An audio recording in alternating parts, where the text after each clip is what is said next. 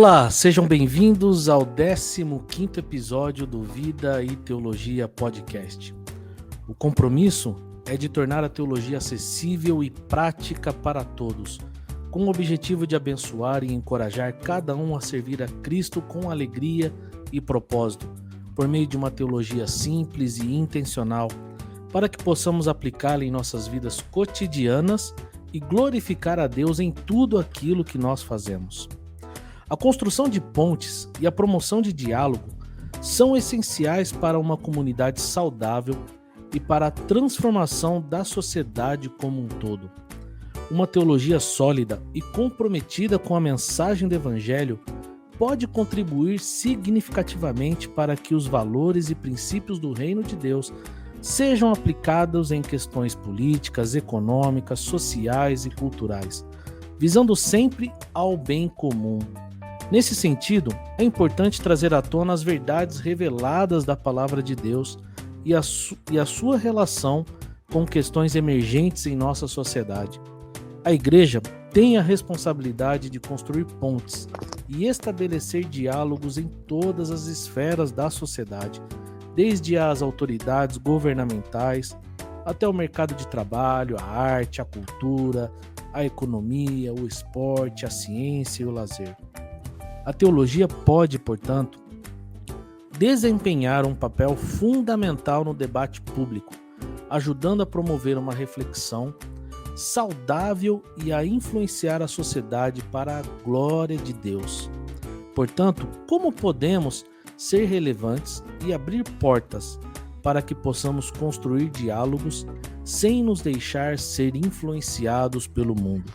Nesse episódio, nós vamos abordar um tema relevante, que é a teologia no debate público, e exploraremos como a igreja ela pode se posicionar e estabelecer diálogos diante de temas emergentes da nossa sociedade. Como podemos aproveitar o debate público para proclamar e compartilhar as verdades do Evangelho de Jesus, influenciando e glorificando a Deus. Para discutir esse assunto, estou muito feliz e contente de receber o Rodolfo Kapler. Ele é pastor da Igreja Batista Alternativa de Piracicaba, pertinho, articulista da revista Veja, também recentemente publicou 2 livros trazendo temas relevantes para jovens e um até para o cenário atual em que nós estamos vivendo sobre a política e a influência dos evangélicos na política. E será uma conversa para inspirar, para compartilhar histórias e experiências de um discípulo de Jesus que tem se colocado no meio do debate público. Rodolfo, bem-vindo a esse podcast, é uma alegria enorme ter você aqui. Daniel, uma grande alegria estar aqui com você, participando do seu podcast, que tem levado informações de qualidade para o público que gosta de teologia, que gosta de Bíblia, que se interessa por assuntos relacionados à fé cristã. Então, estou muito feliz de estar aqui e espero que tenhamos aí um excelente bate-papo. Legal. Rodolfo, para a gente começar a nossa conversa, eu sempre gosto de falar um pouco sobre o chamado de cada uma das pessoas que comparecem ao nosso podcast. Como cristão, nós somos sempre chamados a fazer alguma coisa e atender alguma área e necessidade do corpo de Cristo. Então, para você, como é que foi descobrir o seu chamado pastoral? Eu descobri o meu chamado pastoral, me senti chamado por Deus para o ministério pastoral com 16 anos de idade, de 16 para 17 anos, logo após a minha real conversão. Eu digo real conversão porque fui criado numa igreja batista, fui apresentado como bebê, então desde o ventre da minha mãe eu estive presente numa igreja batista histórica. Então aprendi, quando criança, as histórias da Bíblia, escola bíblica dominical, todas aquelas coisas. Tive experiências com Deus na minha infância, me lembro de experiências reais com Deus, porém a minha, real conversão aconteceu dos 16 para os 17 anos, que de fato eu entreguei minha vida a Jesus e Jesus deixou de ser uma ideia, né, um projeto religioso, se tornou realidade na minha vida. Então, alguns meses após a minha conversão, que foi uma conversão um pouco assim dramática, né? Me converti depois da morte de um primo, tive um primo que foi assassinado. Ele se perdeu no mundo do crime, se envolveu com tráfico de revólveres, e numa briga com outro traficante de armas, ele foi assassinado. E aí, depois daquele, enfim, daquele fato, eu fiquei umas 2 semanas depressivo, pensando na vida, refletindo realmente no propósito da existência. E aí fui para um acampamento, e naquele acampamento, no último dia, eu realmente tive um encontro real com Jesus. Foi uma conversão muito, eu digo, dramática, né? Ela foi muito tocante, impactante. E eu acho que depois daquele momento eu não conseguia fazer outra oração a não ser a seguinte oração: Senhor, me leve para onde o Senhor quiser, faça de mim o que o Senhor quiser. E inicialmente eu queria ir para a África. Eu acho que é o desejo de quase todos os jovens que se convertem, né? E eu desejava ser missionário na África mesmo. Falei, quero ir para um lugar ruim. Quero dar minha vida para Jesus. Jesus me salvou, me transformou. Estava perdidaço. E então eu acho que eu preciso entregar minha vida, consagrar minha vida 100%. E aí nesse negócio de África eu encontrei um país, me identifiquei com um país chamado Eritreia, que fica no chifre da África, né? Que é um dos países que tem o maior índice de perseguição, segundo lá a definição da Missão Portas Abertas, né? Que acompanha a Missão Portas Abertas, deve saber um pouquinho, já deve ter ouvido falar um pouquinho da Eritreia. É um país muito pobre, como a maioria dos países do norte ali da África, né? Tem um islamismo forte e tal, e aí comecei a orar para que Deus me usasse naquele país. Foram alguns anos ali de oração, me envolvendo com a obra missionária, mas me sentindo chamado para o ministério pastoral. Inicialmente eu achava que seria um pastor missionário. Aí eu fui para o seminário em 2011, Batista, né, de São Paulo, Faculdade Teológica Batista de São Paulo, e ali no primeiro ano já fui me descobrindo, porque eu também estava na dinâmica do ministério com jovens da igreja local. Na época era a Igreja Batista Bethesda. E aí, no primeiro ano de seminário, eu fui entendendo que não era a África.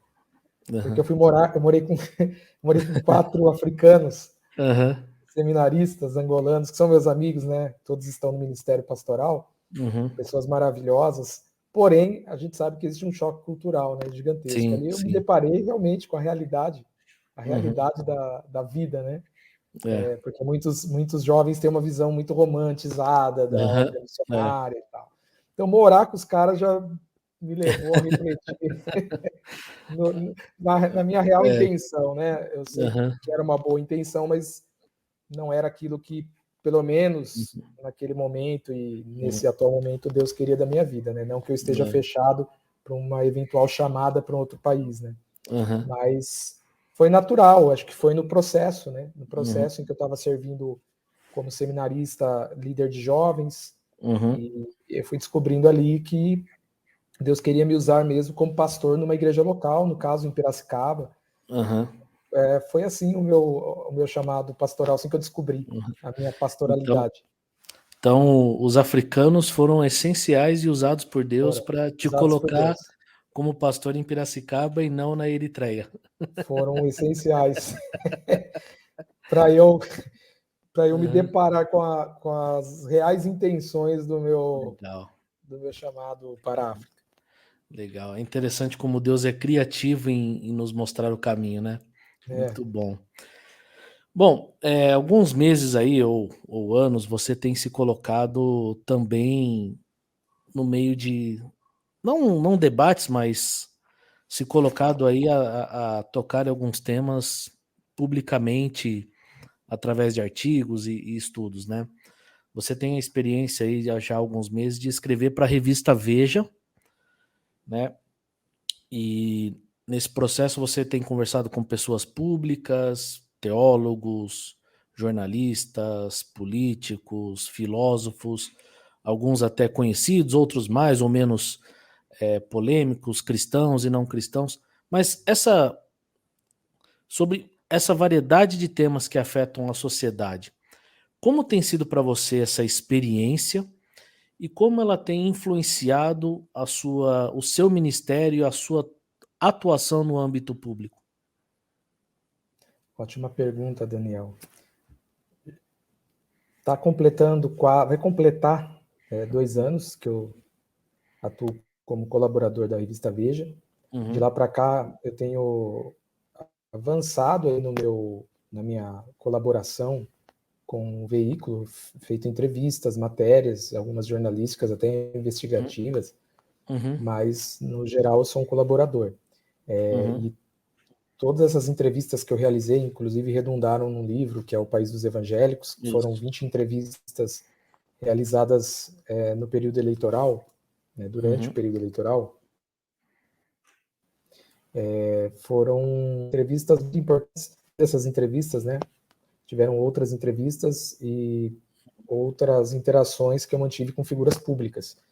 E tudo isso tem sido muito importante para a execução da minha pastoralidade em Piracicaba, porque me fez, em primeiro lugar, compreender de fato como os não cristãos pensam a fé cristã, acho que isso é importante. Não que eu penso que eles pensam, não que nós achamos que eles pensam, porque normalmente a gente reverbera dos púlpitos, o que nós achamos que as pessoas pensam da fé cristã. Então, ter contato com essas pessoas que são figuras públicas, que são figuras que exercem influência sobre muitas pessoas, me fez compreender como tais pessoas, em linhas gerais, óbvio que tem pessoas públicas também que não pensam como essas figuras que eu entrevistei, mas em linhas gerais, me fez compreender como as pessoas lá fora, digamos assim, o establishment intelectual, no Brasil, pensa a fé cristã, me fez compreender como esse establishment intelectual brasileiro olha para os evangélicos, percebe os evangélicos, e também me fez compreender os preconceitos que essas pessoas têm em relação a nós, cristãos evangélicos, e também as dores que essas pessoas carregam, dores causadas por nós. Quando eu digo nós, aqueles que representam segmentos do mundo evangélico. Então, acho que isso foi muito importante, porque me gerou um senso talvez me gerou um senso assim de paciência com essas pessoas, de olhar com mais benevolência para essas pessoas, ao invés de julgá-las, ao invés de condená-las, me fez olhar com mais sensibilidade para elas. Então, hoje eu consigo enxergar essas pessoas que não são cristãs, muitas que são até críticas do movimento cristão, do movimento evangélico no Brasil, olhar com mais benevolência, com mais graça, com mais doçura para elas. Então, acho que isso, de certa forma, impacta a minha ação pastoral em Piracicaba, porque eu, da mesma forma, consigo olhar para as pessoas em Piracicaba, por exemplo, eu falei do establishment intelectual brasileiro, olhar para quem pensa em Piracicaba, os pensadores, a classe política, a elite intelectual da cidade, e tentar entender também por que essas pessoas, às vezes, elas têm um pouco de digamos assim, usando uma gíria, tem bode com cristão e com igreja. Então, eu acho que isso é muito importante para eu enxergar melhor como essas pessoas nos enxergam e como elas pensam a fé cristã.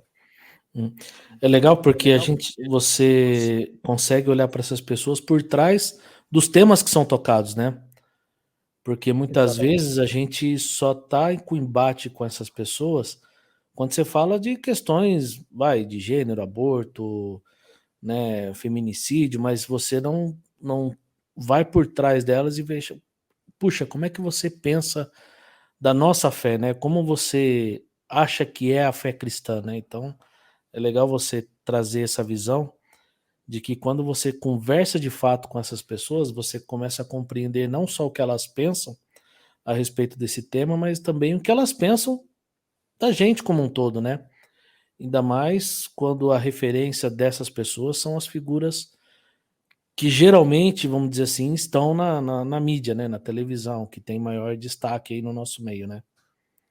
Exatamente. Agora, tem um autor que eu gosto muito, não sei se você conhece, que é o Kevin Van Hooser. E ele tem um livro lá que chama O Pastor como Teólogo Público. E ele fala que todo pastor é um teólogo público, né? Alguns amigos também confirmam isso e acham que todo pastor ele é um teólogo público desde o momento que ele vai pregar na sua igreja ou num aconselhamento, ou até fazer movimentos missionários, ou entra no debate público como um todo. Mas há aqueles que argumentam que falam que não, né, que as práticas pastorais elas só se limitam ao seu ambiente eclesiástico. Como é que você enxerga essa relação entre pastores e teólogos com a teologia pública? E o que é, de fato, teologia pública e como ela se manifesta na atuação ministerial dos pastores, dos teólogos, quando a gente toca em questões sociais e políticas? Conheço a obra do Hauser, um dos livros que mais me impactaram, inclusive, Uhum. um livro magistral. E Sim, acredito, eu concordo com a tese dele, de que todo pastor é um teólogo público na medida em que fala para um público sim. e forma um pensamento teológico e forma um pensamento teológico e compartilha esse pensamento teológico com o público. Podem ser Aham, 2 pessoas, 3 pessoas, 5 pessoas ou mais. uhum, Então, eu acredito nessa tese, acho que todo pastor é um teólogo, porque está fazendo teologia. Agora, a grande questão é se está fazendo teologia boa ou ruim, né? A aham, gente sabe que tem, por exemplo, igrejas, enfim, igrejas evangélicas em que os caras estão fazendo teologia, mas teologia nefasta, teologia sim, ruim, teologia antibíblica, né? Teologia sim, que aprisiona o povo, aham, teologia que afasta as pessoas da graça de Cristo, né? Do sim, evangelho. Mas eu acredito nessa tese, porque pregar é um uhum, ato público, ensinar é um ato público, ainda uhum, que seja num lugar fechado, num ambiente sim, fechado, a portas trancadas. Eu acredito é, que ninguém prega para as paredes, né? Se você fala para uma, exato, 2, 3 pessoas, você está falando para um público e esse público vai uhum, de uma forma ou de outra replicar esse uhum, pensamento sim, teológico para o seu pai, para a uhum, esposa, para o amigo no trabalho, uhum, ou seja, quando um pastor prega para um público ou ensina um público, independente do tamanho desse público, essa teologia que ele está desenvolvendo, que ele está compartilhando, boa ou ruim, ela uhum, vai correr solta e é, ela vai alcançar muitas outras pessoas, né? exato, Porém, alguns pastores que acabam recebendo o chamado da parte de Deus para atuar na esfera pública, ou seja, é uma outra uhum, questão, né? Porque atuar na esfera pública está relacionado, na maioria das vezes, com uma certa incursão uhum, nos veículos de comunicação, sejam tradicionais sim, ou não. Ou seja, alguns pastores. Vou citar alguns exemplos, tá? Por exemplo, o tá, Iago Martins é um pastor batista sim, que tem feito teologia pública por intermédio do seu canal no YouTube, né? sim, 2 dedos de teologia. Estou usando o exemplo. uhum, E aham, há outros pastores que acabam tendo uma incursão maior nos veículos de imprensa tradicional. Por exemplo, eu mesmo tenho feito trabalhos, uhum, não escrito necessariamente sobre teologia, mas estou lá como um aham, pastor, escrevendo para uhum, um veículo como a Veja. Então, uhum, penso que existe sim uma atuação uhum, de alguns pastores na esfera pública, ou seja, acaba alcançando um número muito maior de pessoas. Eu vejo isso como um sim, chamado também. Isso não tem a ver sim, com, necessariamente, não tem a ver com capacidade. Tem aham, pastores, inúmeros pastores capacitados que não se sentem à vontade ou não têm aham, esse chamado para atuar na esfera pública, porém, nas suas uhum, comunidades locais estão fazendo uma boa sim, teologia pública. Então, eu penso dessa forma, Daniel. aham.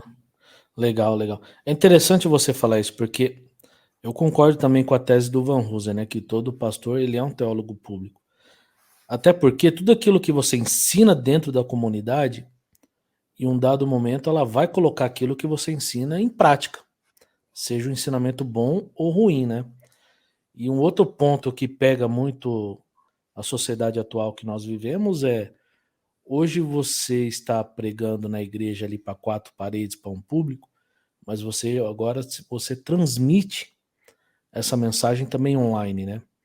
Então ela já tem um destaque que transcende as 4 paredes pela qual você está pregando. Então você pode estar pregando para um público de 50 pessoas presencialmente, mas tendo um alcance de 500 pessoas, né? Exatamente. No seu entendimento, o que é preciso fazer para que a igreja levante pessoas capacitadas, né? Você disse que há muitas pessoas fazendo boa teologia e outras uma teologia que aprisiona, que coloca até os crentes num cercadinho, onde o próprio pastor ele acaba tendo um controle sobre a vida dessas pessoas. Você vê hoje os cristãos capacitados com conhecimento suficiente para se colocar nesse debate? O que é preciso fazer com que a igreja prepare melhor os crentes para que eles tenham conhecimento bíblico, teológico, para ir nesses ambientes que você mesmo tem ido e frequentado, outros pastores, por exemplo, você citou Iago, para que possam também ingressar nesse debate que hoje até alguns temas se tornam sensíveis? Eu penso que a igreja não tem preparado, e quando eu falo igreja, Uhum. né, eu estou falando de forma bem genérica mesmo. A Sim. gente sabe que quando fala-se de igreja evangélica, são um emaranhado de igrejas evangélicas, né? Mas vamos Sim. falar a igreja como um todo.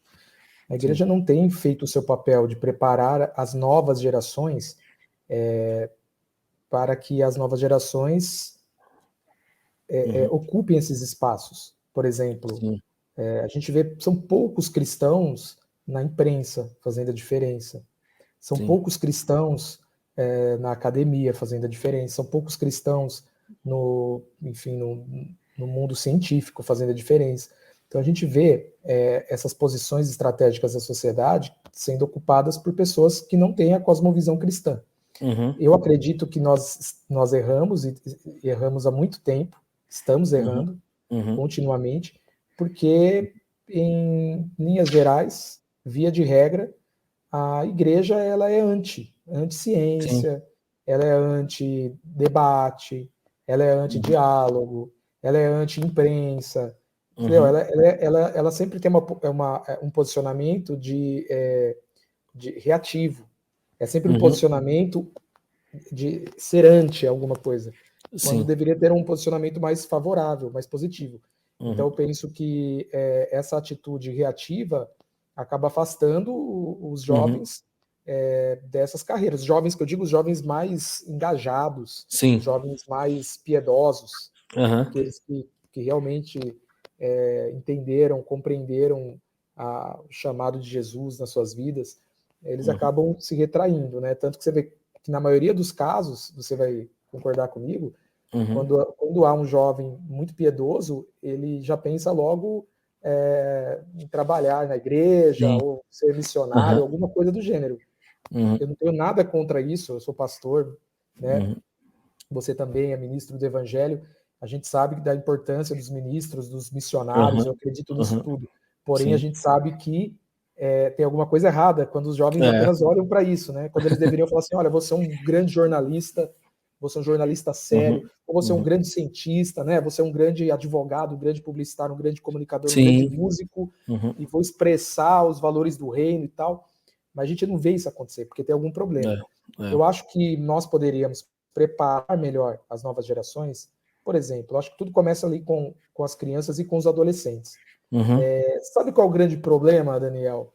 Eu vejo muitos pastores enfim, lideranças eclesiásticas que ficam muito preocupadas ou chateadas quando os jovens entram na universidade e param de ir na igreja. Né? Esse é um Sim. problema recorrente, é um Uhum. problema em todo lugar. E aí eles ficam preocupados. Aí qual é a posição? É sempre a posição reativa. Aí eles começam a criticar, por exemplo, aí começam a bater de frente com essa questão do feminismo, aí Uhum. começam a bater de frente com a questão das questões de gênero, né, que chamam de ideologia de gênero, começam a bater de frente. E isso, eu vou falar o que eu penso, isso só vai afastando os jovens mais ainda. O jovem que já está afastado, ele já vai falando, cara, esses caras não tem nada a ver. Quando a postura deveria ser outra. Os pastores, os líderes de jovens, não ensinam, por exemplo, para os adolescentes, bioética. Eu não vejo. Ensinar bioética. Ah, não, mas adolescente não, é um papo muito cabeça. Não, tem que ensinar esse tipo de coisa. Então, se começar a abrir o jogo para conversar sobre homoafetividade, vamos conversar sobre isso com os adolescentes. Vamos conversar sobre aborto. Vamos conversar sobre feminismo na igreja. Vamos ver o que os adolescentes pensam. Vamos dar as nossas bases bíblicas para aquilo que a gente acha que, por exemplo, dentro do feminismo tá legal. Sei lá, pega a primeira onda do feminismo, luta por carga horária menor, que as mulheres... Pô, bacana. Mas vamos pegar a segunda onda. Poxa, aí já tem umas coisas que vai se chocar contra os valores do evangelho. Então vamos mostrar para os adolescentes que tem coisas legais, mas tem coisas que não são legais, e que essas coisas que não são legais porque elas se chocam com o que Jesus apresentou. Mas a gente não discute isso, cara. A gente fica só criticando. Você entendeu? Aí critica o negócio como um todo. O que você quer dizer é que a gente peca em mostrar para a nossa comunidade local, no caso aí jovens e crianças, qual é a posição bíblica a respeito desses assuntos, né? Então, quando esses assuntos estouram na sociedade, a gente já está... Não, eu acho que a gente peca, né? não é por... Eu acho que o pecado não está em mostrar a posição. A igreja tem que mostrar a posição dela. Eu não sou contra isso. Não, mas eu diria que é ensinar mesmo, né? O que eu estou dizendo é que não adianta gritar quais são os nossos valores de forma reativa por um público cristão que já se desencantou com a igreja. Porque isso só vai afastar mais ainda. Se a estratégia é tentar trazer para perto, vai só afastar. O que eu estou dizendo é o seguinte, esse tem que ser um trabalho que deve anteceder esse posicionamento reativo. A gente ensinar, como eu falei, se discutir isso com adolescentes, pode ter certeza, cara, explicando, abrindo o jogo, eles vão compreender. Quando entrar na universidade, ele não vai ser engolfado, por exemplo, por toda a verborragia dos professores e tal. Então eu acho que a igreja erra, não tem jovens preparados lá manifestando a cosmovisão cristã, porque a igreja não debate, ela é anti, ela não conversa, ela não ensina como deveria, e aí ela não dialoga, daí os caras saem, né? Ou só ouvem esse tipo de discurso reativo, o cara acha que aquilo não é para ele, ou ele acha que é incompatível ser jornalista e cristão, é incompatível ser uma coisa e outra, e aí ele abre mão. Então, eu acho que poderíamos fazer um trabalho de diálogo maior, de ensino bíblico, mas com diálogo, começando com os adolescentes, abrindo o jogo, conversando, expondo. E na época que fui pastor de jovens, eu abordei com os adolescentes isso no ano de 2016. Cara, eu tenho certeza que eu fui vanguarda, porque eu não vi ninguém, até hoje, tô falando sério, até hoje eu não vi ninguém abordar isso. Eu fiz uma série de mensagem chamada Gênero, e eu afirmava o ponto de vista bíblico. Qual que é o ponto de vista bíblico? Homem e mulher os criou, não é? Exato. Mas eu, cara, estudei muito a perspectiva dos caras que trabalham em teoria queer, as autoras e tudo mais. Estudei pra caramba e tal. E aí eu fui abrir o jogo com os adolescentes, trocamos ideia, expliquei tal. E aí vários depois vinham me falar: nossa, estou aprendendo isso na escola, eles estão ensinando isso, mas você já me explicou, tal. Então assim, já é uma outra caminhada. Esses adolescentes tiveram uma outra caminhada, uma outra percepção do tema, né? Porque eles ouviram, eu expliquei, mas mostrei a parte cristã. Então, quando os professores ensinaram eles, porque é carga curricular, eles não se chocaram, não ficaram abobalhados. Então, mas é tabu. Né? São poucos que têm coragem de trabalhar esse tema na igreja, de enfrentar os pais, entendeu? A gente talvez é porque falar. muitos líderes também nem estão preparados para tocar nesse assunto, né? Tem muitos pastores que temem ter que tocar e debater esse assunto, né? Também. Mas devemos nos preparar, né, Daniel? Sim. Aí, se você tem um canal aqui de teologia que propaga conhecimento, o papel dos líderes você quer ser líder? Não importa se você vem de uma tradição batista, presbiteriana, metodista mais histórica, que tem valoriza mais Sim. o ensino teológico, Uhum. ou se você vem de uma igreja pentecostal ou neopentecostal, não importa. Se você é líder, quem está aqui assistindo, ouvindo, cara, você Exato. tem que se preparar. Hoje em dia não tem Exato. desculpa, a gente tem acesso a livros, tem acesso à informação, Uhum. não é? Uhum. Então, eu penso Exato. que esse é o caminho, a meu Uhum. ver, esse é o caminho, sabe? Não é vender vender a mensagem, negociar a mensagem, não é isso. Uhum. Mas é Uhum. começar a dialogar Uhum. com os adolescentes. Porque se não há Legal. diálogo, cara, não adianta depois, quando os caras fizerem É. 18, 19 anos, a gente ficar gritando lá, sabe? Sei o quê, e Uhum. tal, os caras nem vai ouvir. É. É a Uhum. minha percepção, entendeu? Uhum. Legal. Concordo com você. Nas últimas décadas mais recentes aí, muitos líderes e pastores se levantaram para debater esses temas que a gente tem falado e outros temas, principalmente aqueles que afetam diretamente a família e a política, né, que tem sido mais latente. Como a igreja, então, pode abordar essas questões a fim de construir pontes com a sociedade e não barreiras?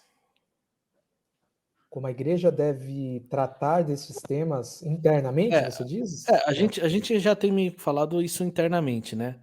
Mas agora, quando a gente trata essas questões internamente, falando com os jovens e adolescentes, mas eu sinto que nesse crescimento que a gente tem de destaque, a gente também tem construído barreiras para o diálogo, certo?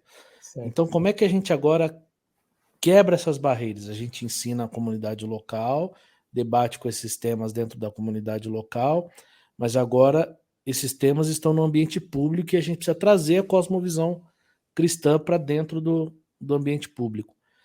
Como é que você acredita que a igreja pode começar tocando esses temas que são sensíveis dentro do ambiente que sai dos muros da igreja? Eu acredito, como um bom protestante, que cada cristão é chamado a desenvolver a sua consciência no Evangelho Uhum, e também tem livre opinião, uhum, liberdade de expressão. Então, acho que todo cristão deve se posicionar e tal. Porém, eu penso que esse é um papel dos teólogos.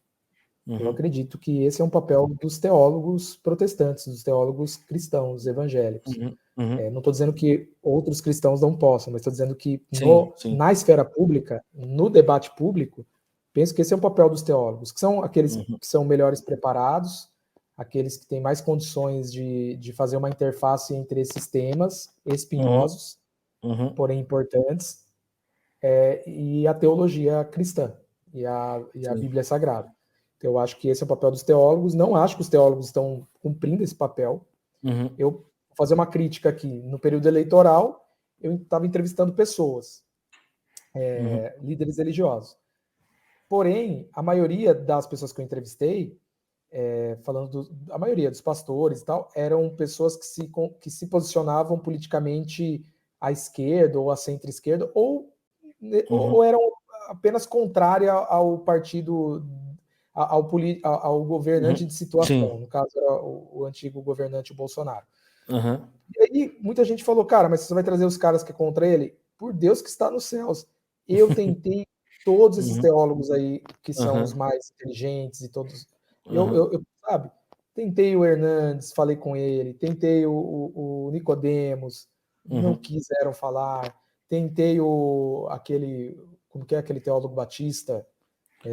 O Jonas, Não, não o Jonas, do Martin Busser, Franklin. o Franklin. Uhum, Tentei vários desses teólogos e uhum, não quiseram falar. Eu tô falando dos mais proeminentes, até uhum. porque a revista você tem que entrevistar pessoas proeminentes, né? Não estou dizendo de Sim. inteligência, é um veículo. Não Uhum, quiseram falar. Aí o único que aceitou falar foi o Silas Malafaia, cara. uhum, O Silas Malafaia foi o único que falou: eu aceito, vamos para uhum, cima, vou para cima de você, você vem para cima de mim. E foi uhum, maravilhosa a entrevista, por pior que seja. uhum. E ele É, elogiou, né? Não, Inclusive. e assim, cara, É. é complicado dizer isso, porque eu já me pronunciei Uhum, inúmeras vezes publicamente contra o Silas Malafaia, alguns uhum, posicionamentos e tal, mas, cara, o Silas Malafaia ele foi, assim, incrível, cara. uhum, Ele foi, assim, educado, do jeito dele lá, aquele jeitão, mas ele topou, foi para cima, não teve medo, deixou eu fazer as perguntas, não me tolheu. Uhum. Foi uma excelente entrevista, porque eu fui para cima mesmo e ele foi para cima. E foi tudo profissional ali, né? Não teve nenhum ataque pessoal. Mas assim, foi o único cara que aceitou. Aí teve pessoas que me falaram, pô, mas Silas Malafaia, eu falei, cara, os outros, né? Os intelectuais, teólogos intelectuais não aceitaram falar. Então o Silas aceitou. Então, assim, eu acho que os teólogos, esse é um papel dos teólogos, e eles se omitem em muitas situações. Aí, quando os teólogos não falam, quem fala? Quem fala? Quem fala são pastores, muitos não preparados para tal. Quem fala, e muitos pastores famosos, concorda? Famosos, que não tem preparo para tal. Aí quem fala? Quando os teólogos preparados não falam, quem fala? Os cristãos, os irmãos em Cristo, que na maioria dos casos não são preparados para tal. Tem uma certa influência.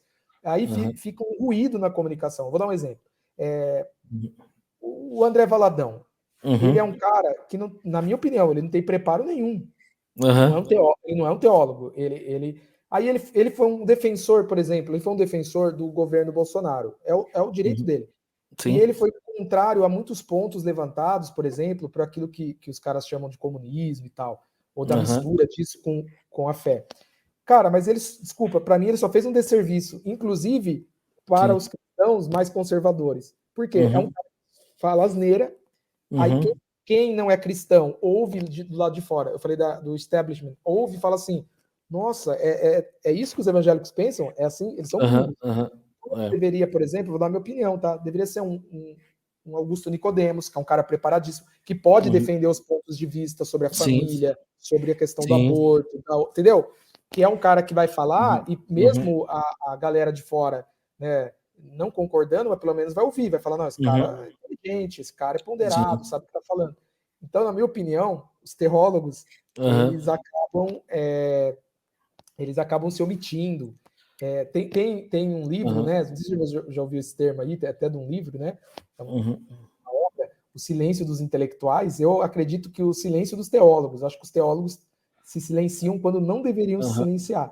Você acha que é um silêncio por medo ou porque preparo a gente sabe que eles têm, né? A gente conhece medo, a relevância deles, mas é medo. Mas é medo. Medo.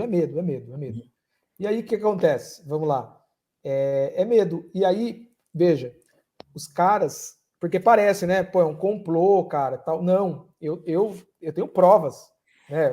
Quem tá me ouvindo acredita no que eu tô falando. Eu tenho provas que eu tentei vários caras que são considerados pastores mais conservadores e tal, e nenhum quis dar entrevista. Em outras situações me deram entrevista, mas em assuntos assim neutros. Então, eu acho que é um medo de ser estraçalhado por esse grupo, né, que é esse grupo intelectual não cristão e tal, pela imprensa e tudo mais. Mas, cara, eu acho que a gente não tem que se omitir. Eu penso que na minha opinião, os teólogos estão cometendo um grande erro, estão se omitindo. Eles deveriam falar mais. E você citou Silas Malafaia, mas o Silas Malafaia tem a voz que tem, a representatividade que tem, porque muitos também estão em silêncio, né? Então ele dá a cara para bater. Não, mas absoluta. Ele dá a cara para bater. E eu pude dizer isso para ele. Falei, olha, pastor, discordo de muitas coisas que o senhor defende, mas eu quero dizer que admiro a sua coragem de falar. De falar o que pensa. O cara foi e falou. E eu acho que isso na minha opinião, isso também é uma... muita gente vai me ouvir falar, nossa, tá elogiando o pastor Silas Malafaia, mas eu acho que esse tipo de comportamento, de postura, é uma virtude. É uma virtude. Agora, esse destaque todo que você tem colocado, a gente tem tido devido ao crescimento da população evangélica dentro do Brasil, certo? A gente era minoria ali na década de 70, 80, de repente a gente começou a crescer, principalmente quando veio os movimentos pentecostais. Dizem pesquisas e estudos que em poucos anos os cristãos evangélicos serão maioria no Brasil. Como é que você tem percebido o impacto desse crescimento dentro da sociedade brasileira em termos políticos e religiosos. Há uma projeção do José Eustáquio Diniz Alves, que é um demógrafo, que trabalhou muitos anos no IBGE, de que em 2032 o número de evangélicos se equiparará ao número de católicos e em 2036 ultrapassará. Então, em 2036, segundo se essa projeção se cumprir, nós seremos maioria no Brasil. Como eu enxergo? Eu enxergo de duas formas.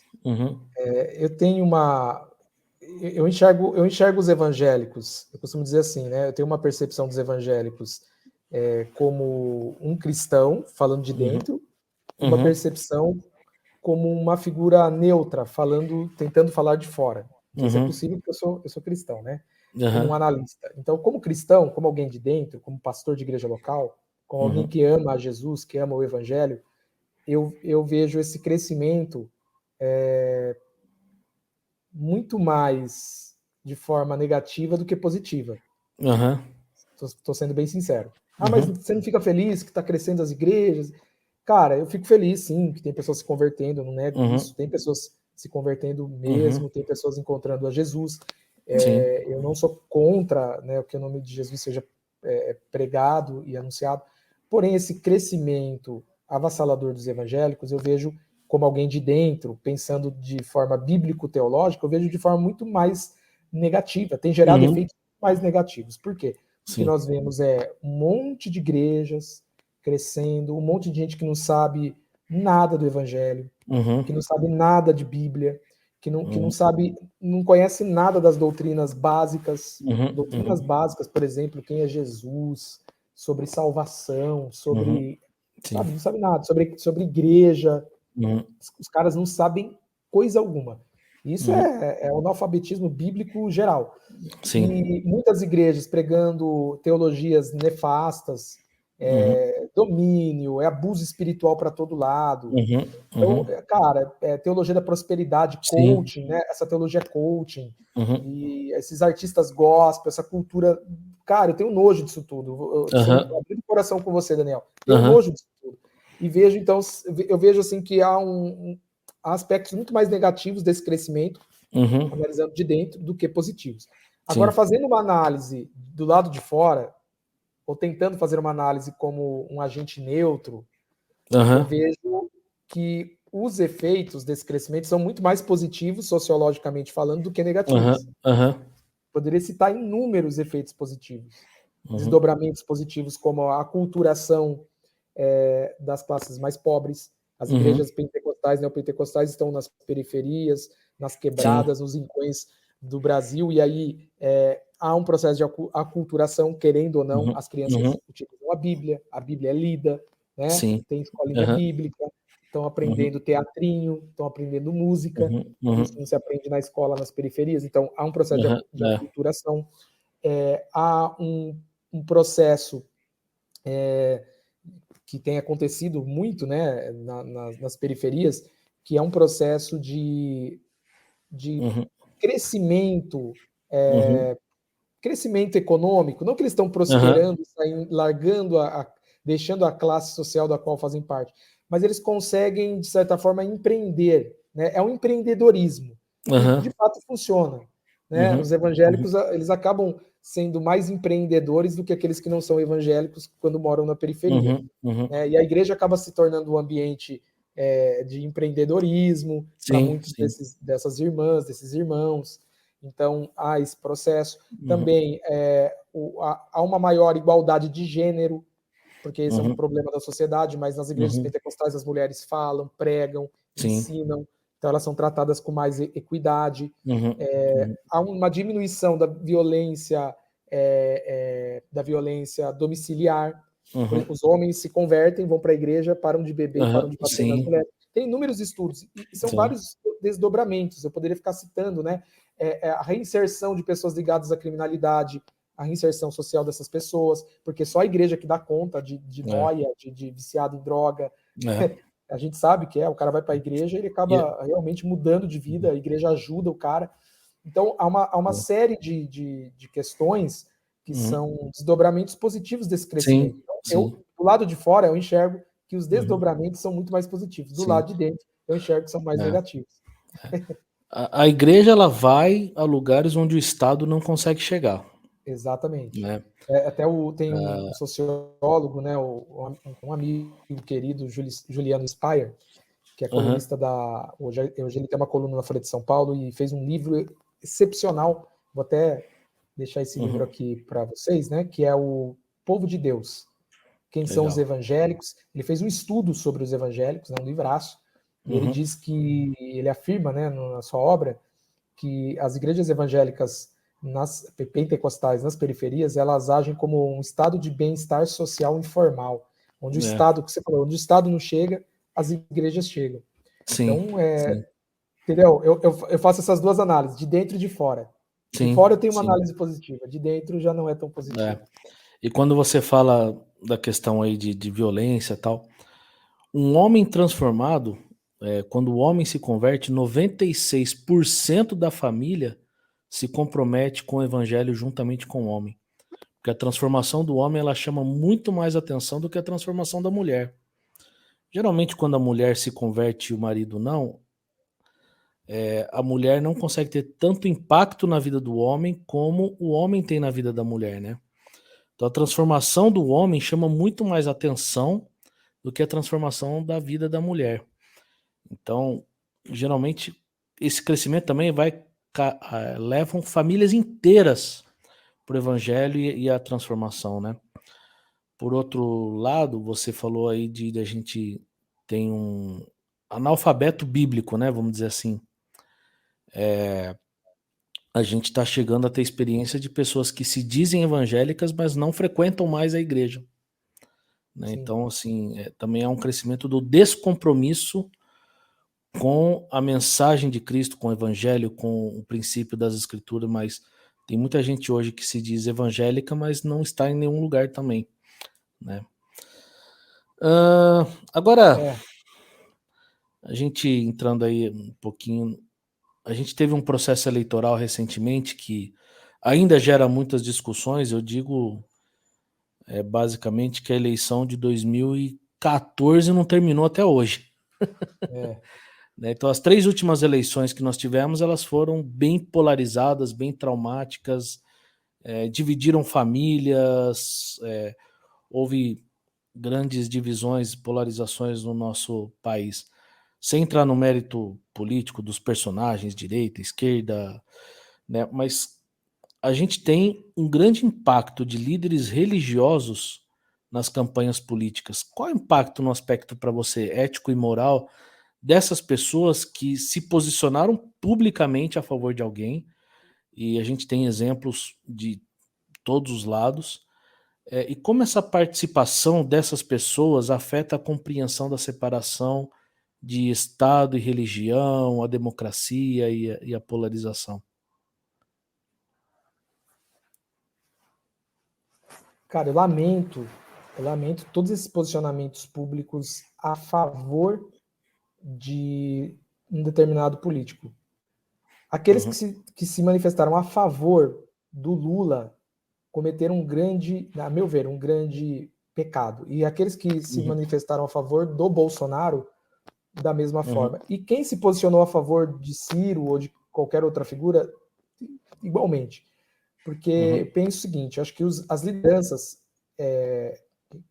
cristãs evangélicas, à luz do evangelho, elas podem e devem, em situações pertinentes, se levantarem contra determinados políticos ou projetos políticos que, segundo a sua consciência, se contrapõem aos valores do evangelho. Eu não vejo problema de se levantar contra.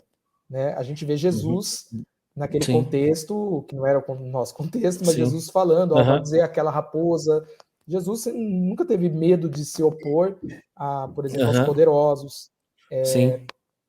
A gente vê, por exemplo, vamos pegar aqui o clássico Martinho Lutero, né? Que se levantou a figuras de autoridade e tal. Eu sei que o contexto é outro, era um contexto religioso, mas se levantou contra. Mas agora eu acho que é problemático quando a gente vê políticos se levantando a favor. Você tá entendendo? É diferente. O cara se levantou contra o Bolsonaro porque ele entende que tem alguns valores. Cara, a gente tem que...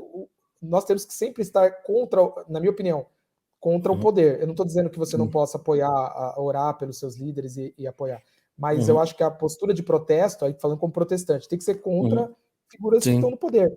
Seja o Lula, o Bolsonaro, agora eu vi gente apoiando um lado e outro. É óbvio que, na maioria dos casos houve um apoio gigantesco ao Bolsonaro, e teve pastores que apoiaram publicamente o Lula. Estou apoiando o Lula aqui e tal. Então, cara, eu lamento, porque isso isso, a meu ver, é um desfavor ao evangelho, porque quando você se compromete com um projeto ou com uma figura política, cara, você está correndo o risco de ser envergonhado lá na frente. Porque a gente sabe que os projetos, que as ideologias, né? Eu vou fazer menção a uma obra que com certeza você leu, né, são as ideologias políticas, elas não passam de ilusões, né? São ilusões, né? As ideologias políticas, todos nós temos a nossa, a gente gosta um pouquinho mais dessa, daquela, tem afinidade com uma com outra, e não há nenhum problema nisso, mas a gente sabe que elas se tornam ídolos quando elas são colocadas acima de Deus, acima do evangelho. Então, se você defende o liberalismo econômico, e isso acima de qualquer coisa, isso é um ídolo. Se você defende o progressismo acima de qualquer coisa, e tem muitos pastores que o defendem, isso é um ídolo. Se você defende o conservadorismo, é um ídolo. Então, eu penso que quando essas lideranças apoiam favoravelmente, eu estou com fulano, estou com ciclano, estou com esse projeto, é um desserviço ao evangelho, porque esses projetos vão falhar lá na frente, como tem acontecido no Brasil, e sempre falham. E você vai concordar comigo. Seja um projeto à direita, ou à esquerda, ou ao centro, sempre falha. E esses líderes também vão falhar. E a gente não precisa de muito tempo para descobrir isso. Não, de uma forma ou de outra eles vão falhar. Alguns vão falhar de forma mais gritante, outros de forma menos gritante, mas vão. Então, assim, eu acho que foi algo muito ruim, esses posicionamentos a favor. Não vejo, tô sendo sincero, não vejo mesmo, cara, nenhum problema de um pastor se levantar e falar, cara, eu sou contra o Lula, porque o Lula fez isso, o Lula fez aquilo, os valores do Lula. Eu acho que isso é ser protestante. Mas o problema, inclusive eu me opus a muitos pastores que se levantaram fazendo aliança com o Bolsonaro, no caso. E a crítica vai para aqueles que fizeram aliança com o Lula. Eu não vou citar nomes aqui, mas você sabe que teve pastores que fizeram alianças com o Lula, né? Teve os caras que foram lá abraçar o Lula, né? Inclusive eu dei uma nota junto com o jornalista, dei a nota, porque eu tô lá para divulgar, mas eu não assinei, eu não subscrevi, mas teve um grupo de pastores conhecidos que assinaram favoravelmente ao Lula. Então, para mim também foi um desfavor, porque quando você está apoiando um líder religioso, um líder político, um projeto, cara, você vai falhar, eles vão falhar e você vai ficar envergonhado. E isso é um desfavor para aqueles que não conhecem Jesus, inclusive. Então, eu acho que a nossa posição, minha opinião, tá? A nossa posição é sempre de protesto. Eu procuro ter essa posição como protestante. Protesto, cara. Eu protesto. Se eu ver que tem alguma coisa errada, eu vou protestar contra. Mas não vou nunca falar só a favor desse. Inclusive, nunca vocês viram e nunca vvão ver eu defendendo esse aqui, abraçando esse aqui e batendo naquele. Porque não acho correto essa posição favorável a qualquer político, qualquer um. E é importante deixar claro, né? Há uma diferença entre você dar o seu voto e dizer, ó, vou votar nele por causa disso, disso, disso, e você fazer uma aliança com essa pessoa, né? O que a gente acabou vendo muito foram alianças feitas com essas pessoas que são pecadoras como nós, que vão errar como nós, mas quando a gente faz aliança, a gente vai perder algo que é muito importante para a igreja, que é a voz profética, né? E quando a igreja também, ela se alia com o Estado, a história mostra que o resultado nunca é muito bom. Nunca é bom. E eu acho que a igreja tem muita culpa nesse adensamento da polarização, cara. Porque quando você vê lá um cara como... Não tem problema dar nome aos bois, né? Só eu que tô dando, né? Não sei se você tem algum problema aí. Mas quando você vê lá um Theo Hayashi,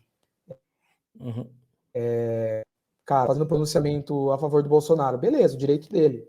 mas criticando quem, por exemplo, não votava no Bolsonaro como não cristão, cara, aquilo é muito ofensivo, sabe? É muito ofensivo. Então, isso é um desfavor, isso gera polarização. Então, assim, acho que, graças a Deus, a gente passou pelo período eleitoral, ainda continua a polarização, a tendência é continuar, né? Isso é uma realidade não só no Brasil, no mundo todo, né? Nos Estados Unidos e tal. Mas eu acho que a gente pode aprender algumas lições, né? Olhando para trás e agora um pouco com a cabeça um pouco mais fria, né? A gente não está mais no período eleitoral, tentar analisar como a gente pode ter uma postura aí entra coerente com a nossa consciência. Aí entra num ponto que eu quero tocar com você. Esse período todo, a gente dividiu amigos, dividiu famílias e dividiu até denominações inteiras a respeito da política. Como agora, então, promover essa reconciliação? Porque eu posso ter uma posição política e você outra, mas o que nos une não é em quem nós votamos, mas o que nos une é quem nos salvou, que é a pessoa de Jesus Cristo. Então, como é que agora a gente consegue promover essa reconciliação que para muitos dizem ser irreconciliáveis? Cara, eu acho que essa reconciliação, como você disse, ela não vai se dar no campo da política, não vai, no campo do pensamento, não, mas ela vai se dar nas interações interpessoais. Então, eu acho que o que precisa ser feito a gente precisa manifestar mais amabilidade, se aproximar das pessoas de quem nós nos afastamos. Talvez necessariamente, em alguns casos, nem precisa se tocar no assunto da política. Em alguns casos, talvez precisa se tocar para pedir perdão e falar, olha, eu não quero tratar de posicionamentos políticos aqui, mas quero pedir perdão porque tratei você de uma forma errada e você não é isso, né? Você pensa diferente de mim, eu discordo, mas eu amo você. Talvez falei alguma coisa dura que te machucou.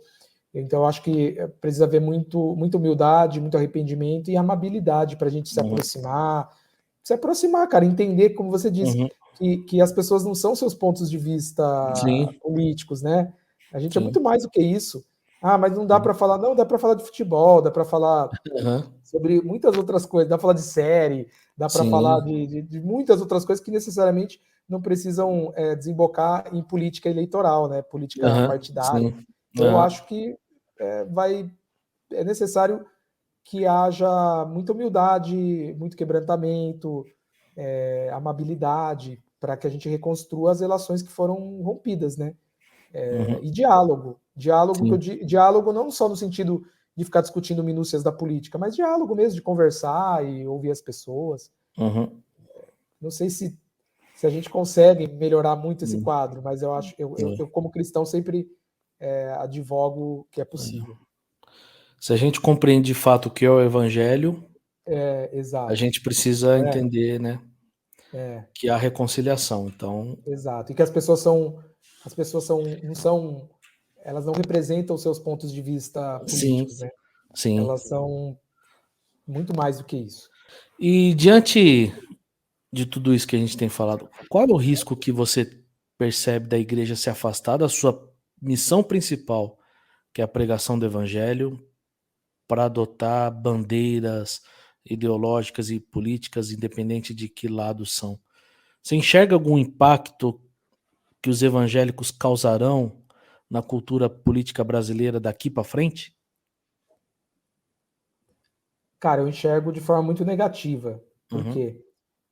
O que nós temos hoje no Congresso Nacional?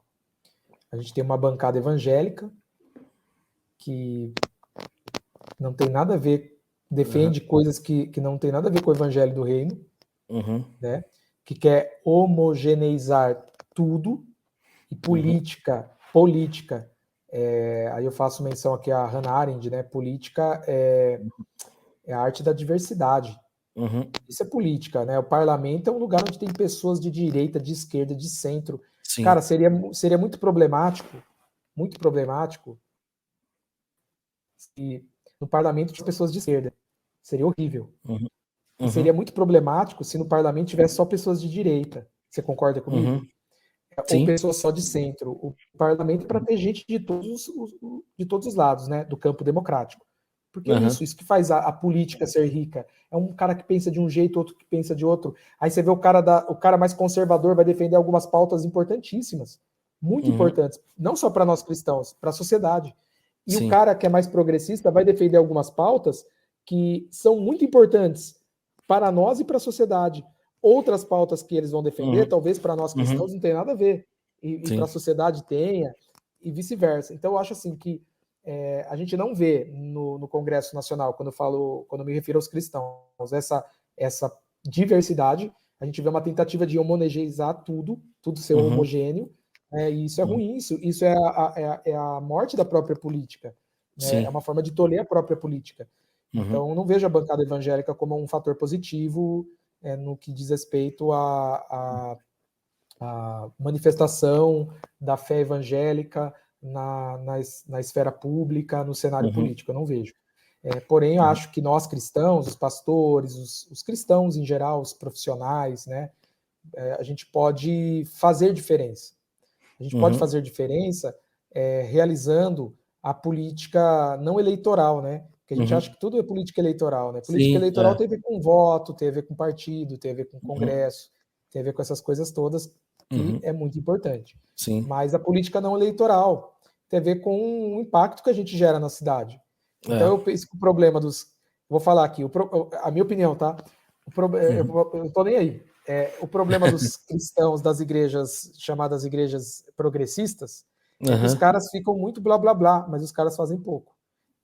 Estou falando o que eu penso, fazem pouco. Os caras ficam querendo se meter com a política eleitoral, os caras ficam falando de igualdade, mas em linhas gerais, a maioria não estão envolvidas com as questões sociais da cidade. Eu, particularmente, prefiro levar minha igreja a gerar um impacto na política da cidade, na política não eleitoral, fazendo o que a igreja precisa fazer, cara, que é servir, fazer aquilo que Jesus falou, que é o básico, né?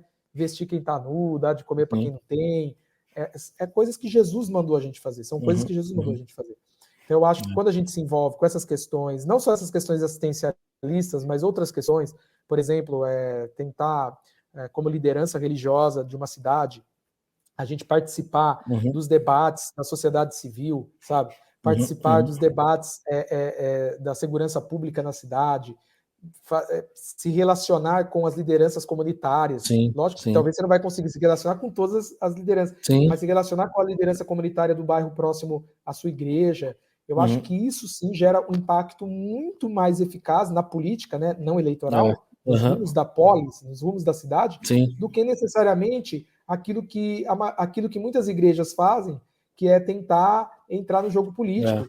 A gente vê, eu vou falar aqui em Piracicaba, tem, sei lá, a igreja quadrangular que está no jogo político, tem pastor vereador, a igreja Assembleia de Deus, a igreja Universal. Então, eles estão tentando gerar um impacto positivo entrando no jogo eleitoral, no jogo político. Cara, e eles só fazem vergonha, é só escândalo. E eu acho que é só escândalo mesmo. Agora, eles poderiam ter escolhido outro caminho, que é o caminho não eleitoral, entendeu? O caminho da igreja como comunidade, como instituição também, inclusive, o caminho de se envolver, mas não de forma eleitoral, de fazer essas coisas que eu falei. Isso sim gera um impacto, isso sim redunda, na minha opinião, né? E aí eu preciso fazer aqui um adendo. Não estou dizendo que os cristãos não devam participar da política eleitoral, devem participar, mas somente aqueles cristãos que se sentem vocacionados para tal. Eu entendo, Daniel, que a política eleitoral, ela é uma vocação. Ela é uma vocação. Assim como nós temos uma vocação para o chamado pastoral, existe uma vocação para a carreira política. Então, se você é um cristão, tem uma vocação para a política, se dedique a isso, estude, estude a palavra, estude teologia, estude política, ciência política, seja um cara preparado para você salgar a sociedade com a cosmovisão cristã. Agora, se você não tem essa vocação, não entre, não faça isso. Você vai causar um grande desserviço. Então, é o que eu penso. Eu acho que o caminho é outro. O caminho não é pela via no jogo político. Você tocou num negócio interessante. Eu li um livro, isso foi em 2018, do Carlos Bezerra. Ele é secretário hoje na cidade de São Paulo, se não me falhe a memória, da Igreja Comunidade da Graça. Ele conta como ele entrou para a política. Sim, sei. E ele começou o trabalho dele com uma ação social voltado dentro do bairro dele, que chamou a atenção da cidade, e para ele conseguir fazer o que ele fazia no bairro e replicar isso para a cidade, ele acabou entrando para a política. Então, assim, começou com uma intenção não eleitoral, mas ele acabou entrando para poder alcançar mais êxito naquilo que ele fazia dentro do bairro dele. Não só no bairro, mas como na cidade. Aqui em Campinas também é. Sabe o que é legal? Você citou o Bezerra. É legal você ver cristãos que têm essa vocação, né? E ele é um cara muito sério. Você vê cristãos que têm essa vocação, e eu acredito que muitos têm essa vocação. O cara se dedica e entra, vira deputado, vira não sei o quê. Isso é legal, mas você percebe que o Bezerra, ele não foi colocado lá, né? A campanha dele não foi feita por uma igreja. Sim. Concorda? Ele tem o partido político dele e tal, a ideologia política dele, mas ele não entrou ali representando um grupo, ele foi representando a sociedade. E o problema que eu vejo é que, em linhas gerais, a gente vê um pastor, eu falo na minha cidade, o cara entra como vereador representando a denominação. Sim. Cara, que loucura é essa? Não tem que representar a denominação, tem que representar o povo, não é? Tem que representar a sociedade. E ele é pastor e não usa o nome dele, o título de pastor, para poder ter uma relevância. É verdade. Né? É um cara que tem que tem a vocação, né, para a política, né? E eu acho outra coisa também, posso falar aqui? Eu acho que o pastor, se tem um pastor que de repente fala, cara, eu sou vocacionado para a política, Deus está me chamando para isso. Então você abandone o pastorado, deixe o pastorado e se dedique à política, porque eu não concordo, eu, Rodolfo, não acho que é correto, é moral, para mim não é nem moral, tá? Um pastor em exercício do seu pastorado entrar na política eleitoral. Isso vai sempre ser uma relação ruim. Você entra numa zona cinzenta perigosa. Perigosíssima. Agora, muitas dessas discussões políticas que a gente vivencia, elas são devidas a pautas de bandeiras ideológicas. Vamos lá, a gente falou de ideologia de gênero, sexualidade, aborto, que estão muitas vezes em conflito com a interpretação das escrituras.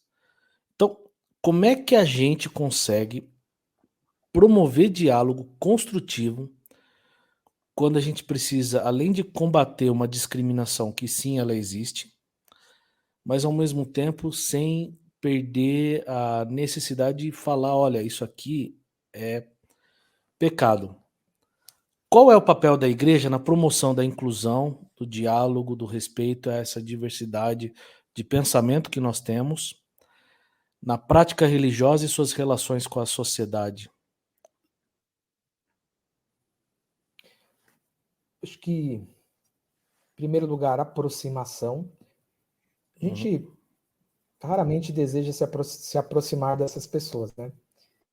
A gente lida com o tema, a gente lida com uma ideologia nefasta, a gente lida com pessoas que são ativistas de causas que muitas vezes são contra princípios do evangelho. Percebe? A gente sempre está enxergando alguma coisa longe, distante, fria. Quando nós estamos, de fato, lidando, sim, com ideias, com ideologias e com isso tudo, mas estamos lidando com pessoas.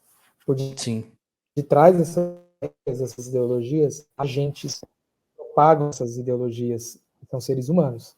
Então, acho que, em primeiro lugar, aproximar dessas pessoas. Porque a gente fica brigando, mas a gente não se aproxima.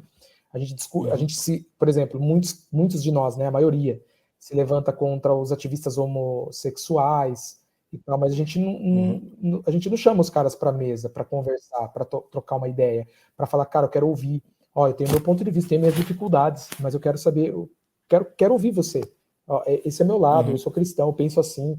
Entenda que para mim também é difícil, sabe? É difícil para mim abraçar essas coisas. Eu não consigo abraçar, porque eu não entendo dessa forma. mas eu quero que você expresse também as suas dificuldades. A gente não tem esse tipo de diálogo, Daniel. Então, eu acho que, primeiro, aproximação. A gente tem medo de se aproximar.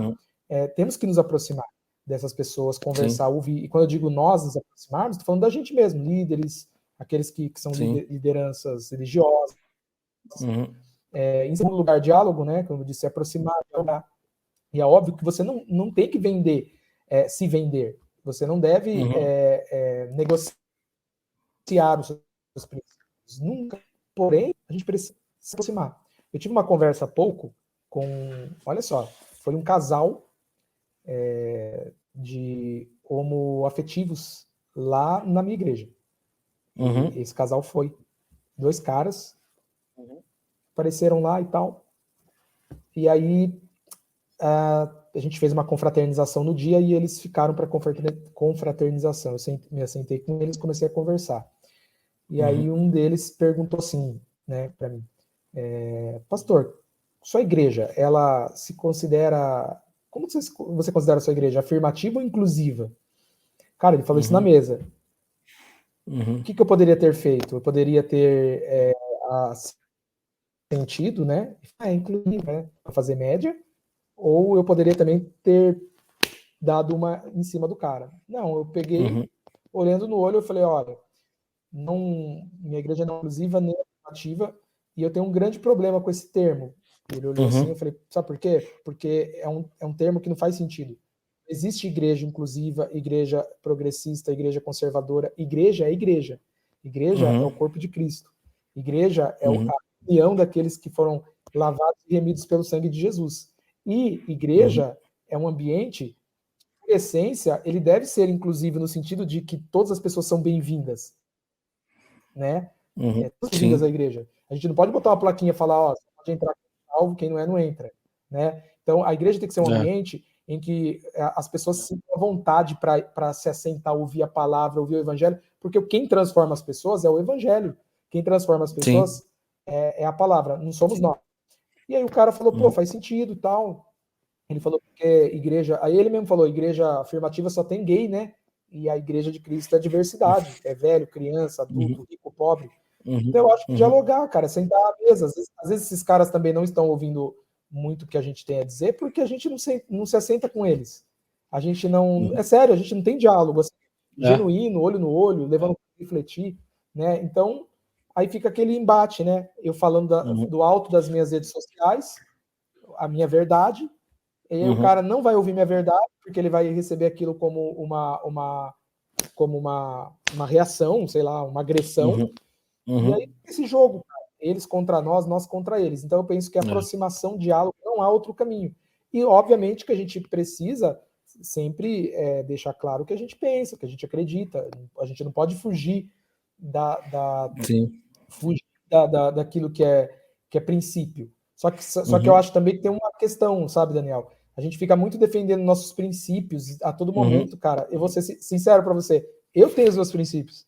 Esses dias me perguntaram, né? Porque tem muita... Cara, pelas coisas que eu... pelo fato de eu ter contato com determinados tipos de pessoas, pelo fato de eu ter me levantado no período eleitoral contra aquilo que eu vi que era totalmente errado, a aliança dos evangélicos com o antigo governo, né? E eu ter me levantado mesmo. Pelo fato de eu ter, como eu falei, ter contato com determinadas pessoas que são do espectro político à esquerda ou centro-esquerda, pelo fato da minha igreja ter um nome de alternativa, que muita gente não entende por que é alternativa. As pessoas pensam que, sei lá, o Rodolfo é um cara que faz casamento gay, né? Tipo, essas coisas. Cara, e eu não faço, e tipo assim, eu não faço, e para mim não é nenhum problema dizer isso. As pessoas perguntam, eu falo, não, cara, eu ajo segundo a minha consciência no evangelho, eu não entendo dessa forma, não faria isso para agradar, amo os homossexuais, os trato com respeito, abro a porta da minha igreja para que todos eles venham, entrem, sejam tocados pelo evangelho, mas porém eu não faço. Se algum homossexual ficar chateado e magoado, eu não posso fazer nada, é o que eu acredito. Eu nunca vou vender minha consciência. Mas eu creio que o problema é que a gente fica só defendendo nossos pontos. Você imagina eu ficar falando toda vez, eu não faço casamento gay. O que isso vai gerar? Só vai gerar afastamento dessas pessoas, né? Tipo, quando nós podemos, por outro lado, Cara, chamar essas pessoas para perto. Falar, ó, cara, a igreja está de portas abertas, sabe? O evangelho é para vocês. Se a gente crê que o evangelho transforma, a gente crê que o evangelho transforma. Então eu penso que é muito reativo. E é possível defender seus princípios sem ser reativo? Com certeza. É possível ter princípios sem ser reativo? Com certeza. Né? Jesus não era reativo. Jesus falava, venham a mim todos que estão cansados e sobrecarregados. Jesus estava com as prostitutas, com os publicanos. Jesus não era reativo. Jesus ele abraçava as pessoas. Agora é lógico que o mesmo Jesus que abraçou foi o mesmo Jesus que defendeu pontos importantes, né? Sim. Então, penso que é isso, gente. Vamos parar de ser reativo e vamos ser muito mais propositivo. Vamos propor coisas, entendeu? Exato.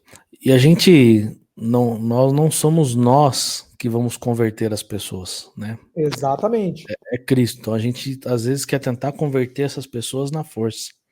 Você sabe que eu tenho um slogan que eu coloquei na igreja, a gente fala lá muito para os membros, que é o seguinte: queremos ser uma comunidade de fé na qual uma comunidade de fé que aceita as pessoas, que aceita, a palavra é aceita, não é acolher. Aceitar é aceita, que aceita as pessoas como elas são, crendo que elas serão transformadas por Deus para se tornarem aquilo que foram criadas para ser. Então, assim, é aceitar mesmo. Ah, mas como assim? O cara é gay, aceita o cara. Mas creia que Jesus vai transformar. É a palavra que transforma a pessoa. Cara, eu não posso transformar ninguém. Eu não transformo nem a mim mesmo. Eu não consigo fazer um cara parar de fumar. Eu não consigo fazer um cara parar de trair a mulher dele. Eu não consigo fazer uma pessoa cobiçar. Eu não consigo fazer alguém perdoar outra pessoa. Cara, eu não consigo. Mas Jesus consegue. Né? O evangelho transforma a pessoa. Então, acho que o problema, Daniel, é que a gente quer muito transformar as pessoas. A igreja quer muito mudar as pessoas. E não é esse o papel da igreja, cara. O papel da igreja é amar as pessoas, acolher as pessoas e deixar a palavra de Deus gerar transformação. Eu falo porque eu fui da igreja a vida toda, até os 16 anos, aprontava pra caramba, ia na igreja, nunca ninguém me mudou. Até o dia em que Jesus, sabe, me transformou. A irresistível graça me alcançou. E aí, cara, foi Cristo que me transformou. Nenhum irmão, nenhum pastor gerou transformação na minha vida. Entendeu? É isso aí. Bom, quando a gente fala em cristianismo no país, a gente vê que ele é plural e multifacetado, com diversas linhas teológicas, confissões, no nosso contexto, né? Como é que essa diversidade teológica entre as denominações no Brasil afeta para você a formação de uma teologia pública coesa e saudável? Vamos lá, a gente tem os pentecostais, tem os batistas, presbiterianos, metodista, nazareno, comunidades locais diversas que não estão em nenhuma denominação. Como é que essa pluralidade que nós temos, ela afeta a formação de uma teologia pública, coesa, saudável? E você acredita que essa diversidade teológica, ela leva à confusão da sociedade em relação a questões importantes, como algumas que a gente tem tratado aqui? Ou como é que também a gente consegue, então, trazer unidade nessa diversidade teológica? Vou mais a fundo. Que tipo de evangélico é o evangélico brasileiro? A gente é uma ameaça para a ordem democrática do país? Cara, eu acho que há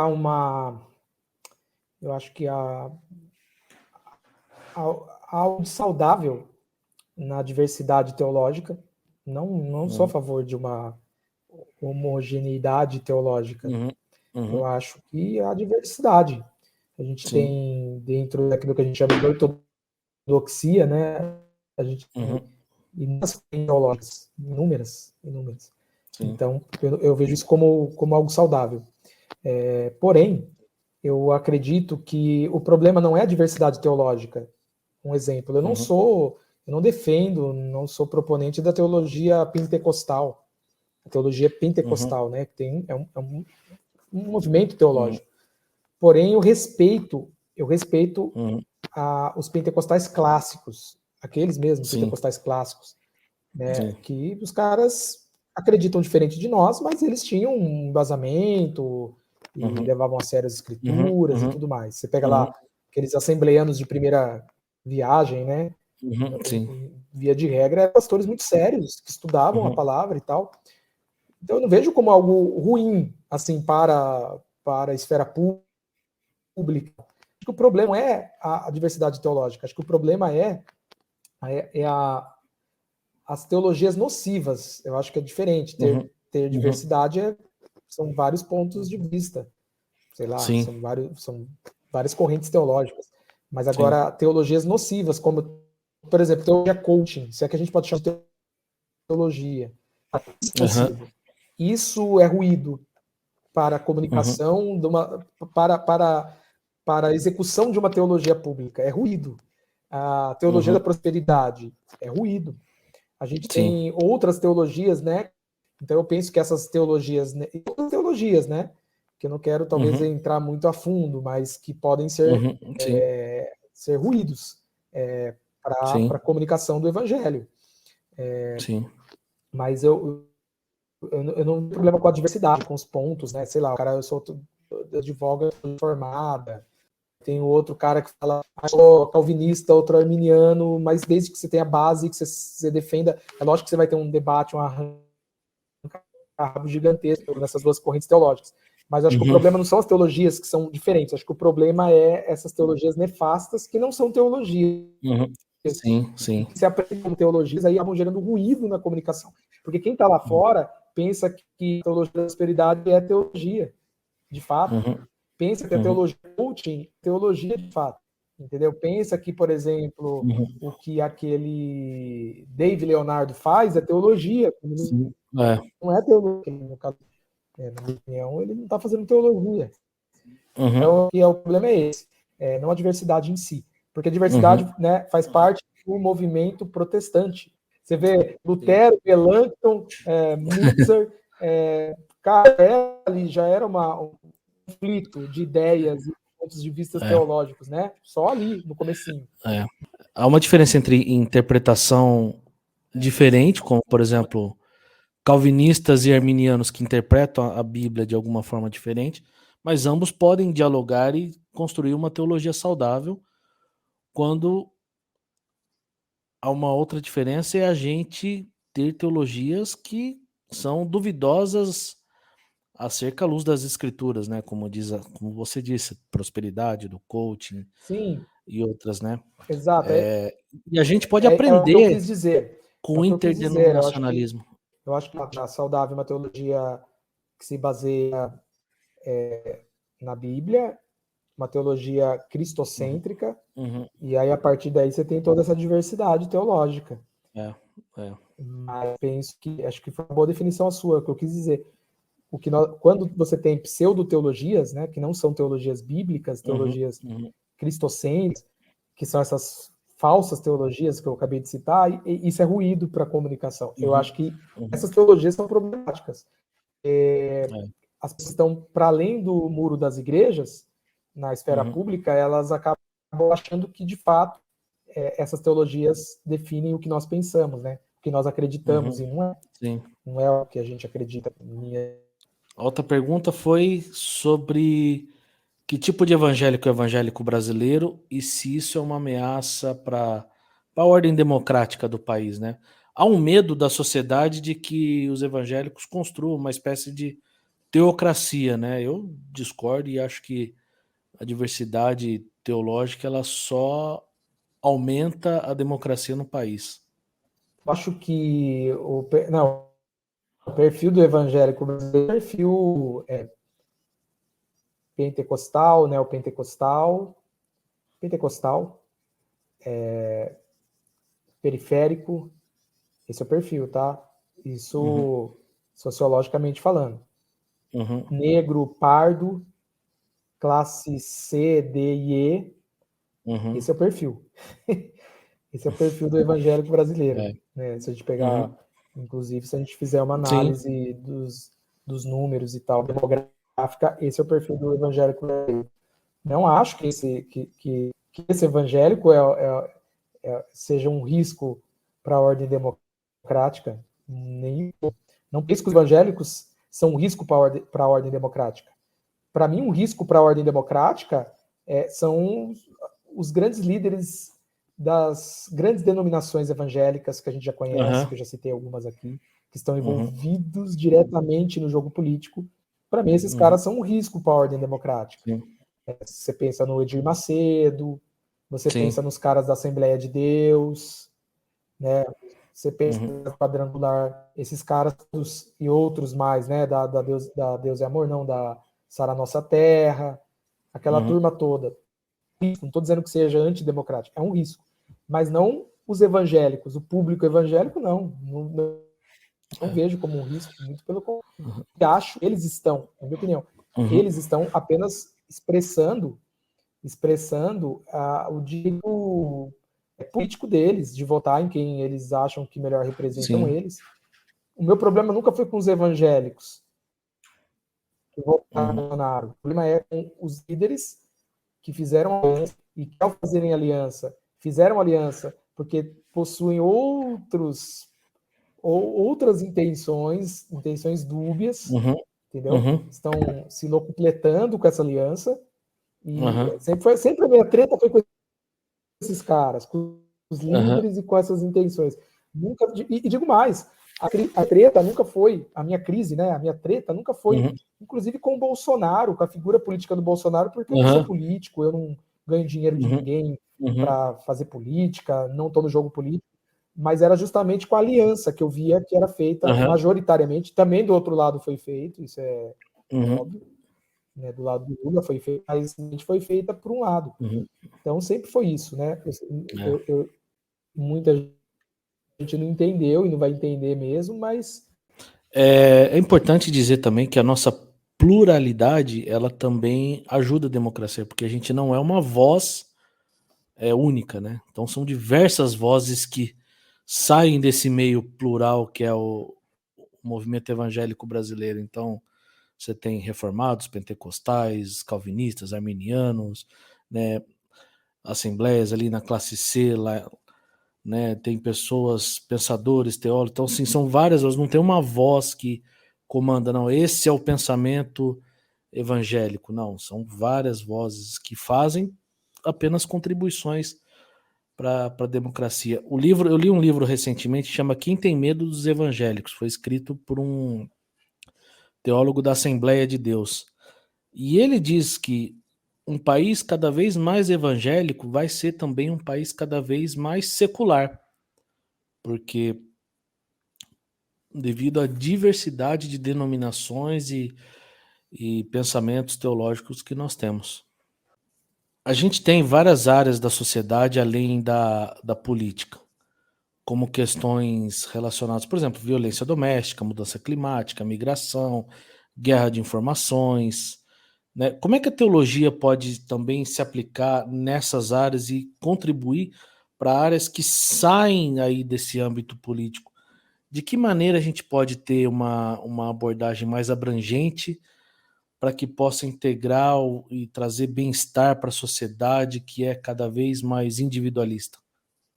a teologia é sempre uma tentativa, né, da gente construir um diálogo racional a partir da revelação das escrituras e tal.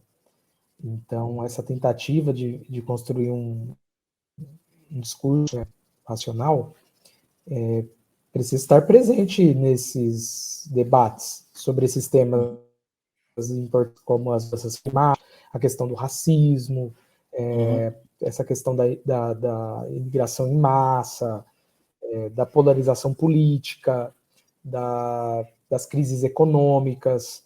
Então, acho que esses temas todos são temas sensíveis à sociedade, temas pertinentes, e nós não vemos uma elaboração teológica sendo feita a nível público. Então, a gente não vê ninguém, por exemplo, na grande imprensa sendo chamado, inclusive, para falar sobre isso. A gente não vê, quando eu digo na grande imprensa, eu falo nos veículos de televisão, de rádio. Sim. A gente não vê, sabe, vozes do mundo da teologia falando sobre esses temas, o que é teologia pode trazer de reflexão. Então, eu acho que, em primeiro lugar, para que a gente chegue até a esfera pública e que o nosso discurso tenha algum tipo de ressonância, eu acho que a gente precisa começar a desenvolver uma teologia que é um discurso racional a partir da revelação sobre esses temas. Sim. Poucas pessoas que estão escrevendo sobre isso. Normalmente a gente sempre pega coisas traduzidas dos Estados Unidos. E a gente vê pouquíssimo. Por exemplo, eu vou falar para vocês. Me fala um teólogo brasileiro protestante que escreva sobre a questão da ecologia. Você sabe algum cara que escreve bem sobre isso? Não é uma pegadinha. A gente não tem. Mas a gente tem, por exemplo, sabe quem fala muito bem sobre isso? Os católicos, os teólogos católicos. Quem fala muito bem sobre isso é o Leonardo Boff, é o Frei Beto, que tá escrevendo sobre ecologia. Se você concorda com as bases deles eles estão escrevendo. A gente não vê teólogo protestante falando sobre esses temas. A gente não vê teólogo protestante falando sobre racismo. Faço aqui aspas, né, para uma menina, né, que escreveu um livro, inclusive na editora na qual eu publiquei o meu livro, que é a Cira Lima, que é africana, escreveu o livro sobre o racismo, né, o estigma da cor, que é uma defesa bíblica, uma defesa não, né, uma oposição bíblica contra o racismo. Então foi um livro muito bacana, muito interessante. São pouquíssimas pessoas que estão, e ela tem preparo teológico, poucas pessoas que estão construindo um discurso racional a partir da revelação sobre racismo, sobre ecologia, tá entendendo? Então, sobre a questão de gênero.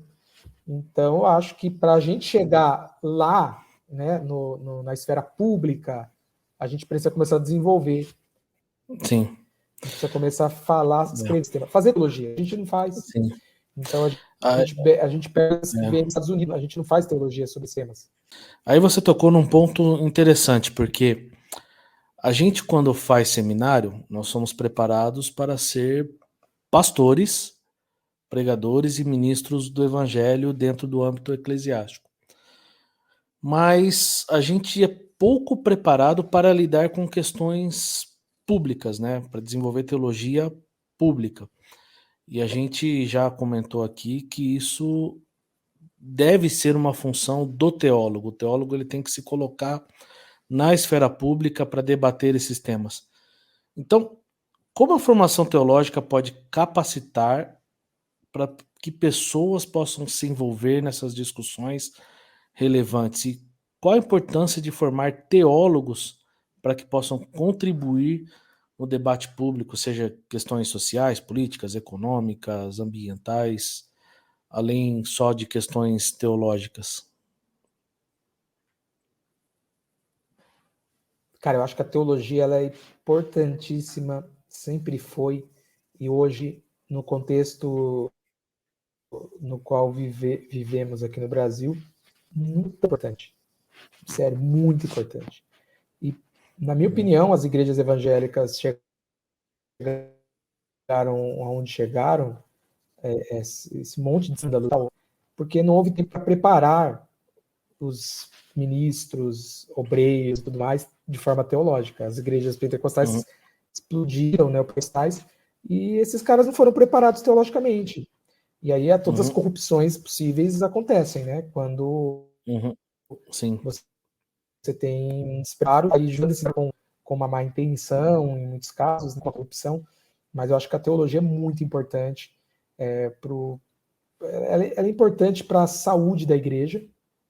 Acho que a igreja precisa de teologia, a igreja precisa de teólogos, de teólogas. Eu falo, tem poucas mulheres teólogas no Brasil. Fala aí, são pouquíssimas mulheres que se tornam teólogas. Então, eu acho que se tiver nos ouvindo aí, nos assistindo, pense sobre isso. É importante ter mulheres que desenvolvam teologia também. Teologia não é coisa de homem só, é de mulher, é de criança, é de adulto, de adolescente. Vai ter que se preparar para fazer um bom curso, tem que aprender exegese, hermenêutica, tem que aprender o grego bíblico, o hebraico, tem que aprender as disciplinas todas da teologia. É essencial. Porém, não é o curso teológico, o seminário que vai preparar o teólogo, é a igreja. Sim. Então, eu acho que a igreja, e a igreja, eu estou falando dos líderes, das lideranças, precisa acompanhar essas pessoas que se sentem chamadas para o trabalho, para o labor teológico, ensinar essas pessoas que a teologia, a verdadeira teologia, a boa teologia, ela não pode se distanciar da praxis, né? Então, existe uma praxis teológica e a teologia, o labor teológico não anda distante disso, que eu vejo um monte de jovem aí que faz teologia, falando, desculpa, não cuida de ninguém, não ora por ninguém, não dá um estudo bíblico para ninguém, e desculpa, para mim não é teólogo. É uma teologia vazia. Nem sabe o que é teologia. Você entendeu? Teologia vazia. Eu penso que, primeiro, a igreja deve preparar essas pessoas com essa vocação ou com esse desejo de se preparar teologicamente. E penso que os cursos de teologia, e eu estou sendo bem audacioso, né, para falar de curso de teologia, mas eu penso que os cursos de teologia, eles precisam talvez repensar alguns currículos.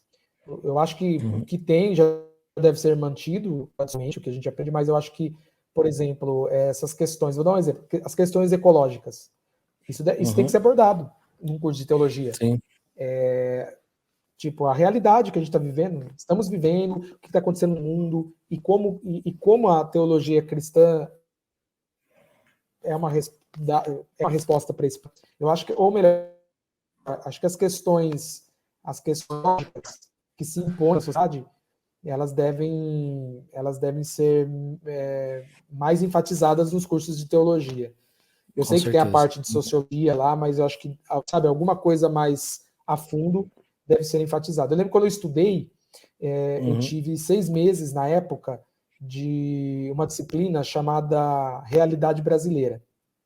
Foi um professor, um grande professor de teologia, né? Hoje ele está na França, o Jorge Pinheiro, Dr. Jorge Pinheiro, que lutou muito para que essa disciplina entrasse na grade curricular. Realidade Brasileira. Que a gente foi ler lá no seminário. Eu era novato, né? Foi logo no primeiro semestre. Em teologia, sim, aprendemos muito teologia. Só que aí teve esse curso. Nesse curso a gente foi ler Raízes do Brasil, Sérgio Buarque. A gente foi ler O Povo Brasileiro, do Darcy Ribeiro.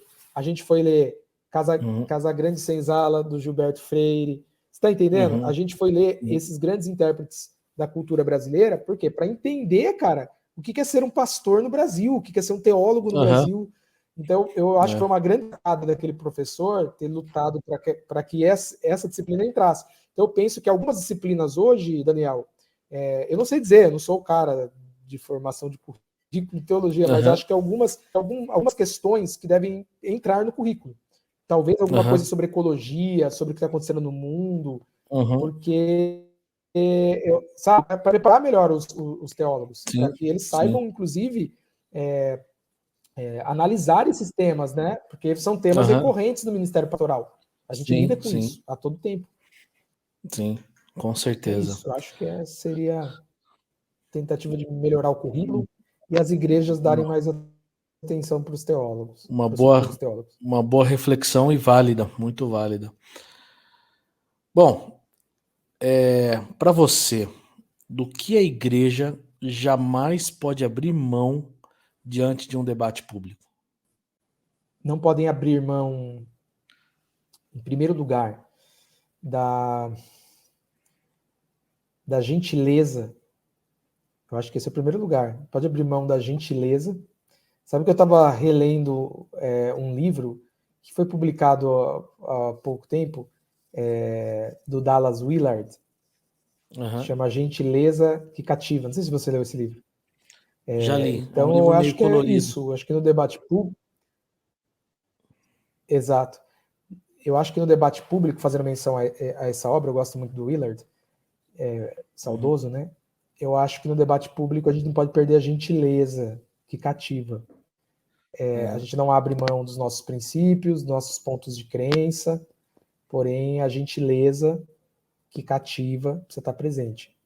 Então eu acho que o problema é que a gente, às vezes, a gente faz duas coisas. Ou a gente abre mão de tudo que a gente acredita mesmo, para tentar ficar bem na fila, né? E aí esse não é o caminho.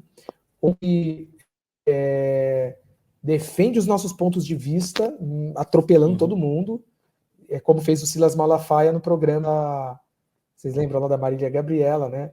Pô, ele uhum. defendeu o ponto de vista dele, meu, mas ele passou por cima não da Marília, ele passou por cima do público da Marília. Uhum, Beleza, pô, ele foi pra cima e tal. Só que ele não pensou que tinha milhões de pessoas que amam aquela, né, que amavam uhum. aquela apresentadora e que nem o conheciam direito, que ficaram com raiva não só dele, né, do evangelho. Ficaram com raiva É, dos evangélicos. Então, o que adianta você ganhar um debate e perder não uma pessoa, né? No caso, no debate público, você pode perder milhares de pessoas e sim, ganhar um sim. debate. Então, acho que a questão é, você não deve abrir mão do que você pensa, do que você acredita, dos seus pontos de vista, dos seus pontos de crença. Porém, eu acho que precisa existir gentileza que cativa, porque eu acho que isso faz a diferença. É você discordar, porém com gentileza. E Uhum, quando a gente faz isso, as pessoas, na minha opinião, as pessoas respeitam. Elas podem é, falar, não concordo, mas o cara foi amável, né? Foi educado, uhum, foi gentil. E com uhum. certeza isso levará as pessoas, inclusive, a pensarem melhor nos nossos, enfim, no nosso. Então, eu acho que é isso que precisa existir aí num debate e o que não pode faltar. Legal. E eu complemento o que você está dizendo, que eu diria que a gente não pode abrir mão da beleza do Evangelho e da beleza da pessoa de Cristo que pode transformar qualquer ser humano. Se a gente entra num debate e não consegue apresentar quem é a pessoa de Jesus, por mais que a gente saia ganhando, nós perdemos o debate. Entendeu? Exato. Bom, para você aí, como pastor, teólogo, na sua experiência que você tem tido no exercício do debate da teologia pública, dentro dessas suas experiências de debates, entrevistas e abordagens, qual é o seu principal desafio? O meu principal desafio tem sido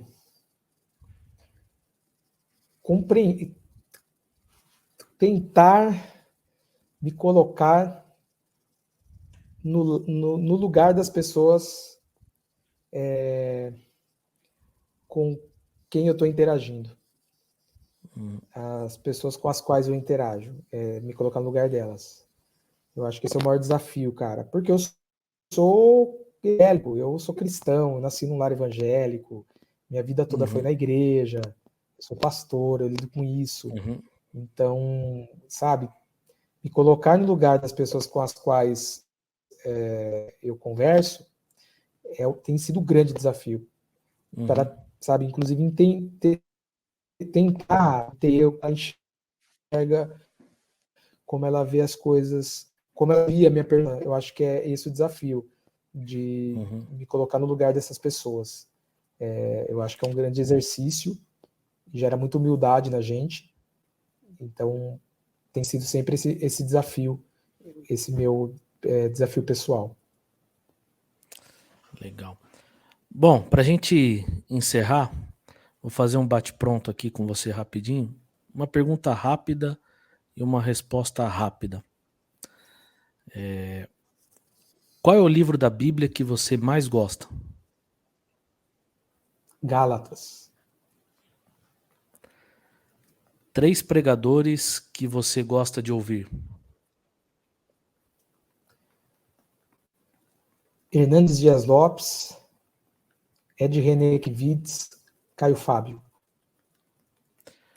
Um livro que marcou a sua caminhada cristã. A Volta do Filho Pródigo, do Henry Nouwen. Quem você tem como referência pastoral?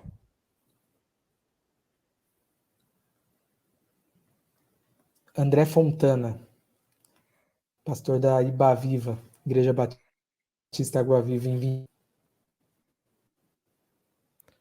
Legal.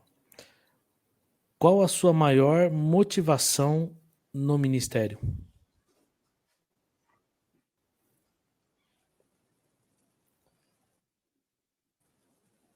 Pessoas crescendo na graça de Deus, no conhecimento de Jesus. Ver o crescimento das pessoas, o crescimento delas com Jesus me motiva, é o que mais me motiva, que me dá gás para continuar. Eu vejo a pessoa ali está crescendo, isso me motiva muito. Legal. O que é Cristo para você? O Kyrios, meu Senhor, meu Salvador, aquele que me é. É o Kyrios mesmo, meu Senhor. Aquele que manda, aquele que conduz, aquele que me é. Legal. Rodolfo, eu quero agradecer você por esse tempo, pela conversa, pelo bate-papo agradável. Eu tenho certeza que vai ser enriquecedor para todos aqueles que assistirem, para líderes, para pastores, para teólogos. Obrigado pelo tempo. Eu te agradeço pelo convite, pelo privilégio de bater um papo aqui sobre inúmeros temas importantes aí, e espero que ajude alguém, ou que ajude muitas pessoas, né, que nos ouvirão, que nos assistirão. Ajude muitas pessoas a fazerem suas próprias reflexões, acharem seus podcast, né?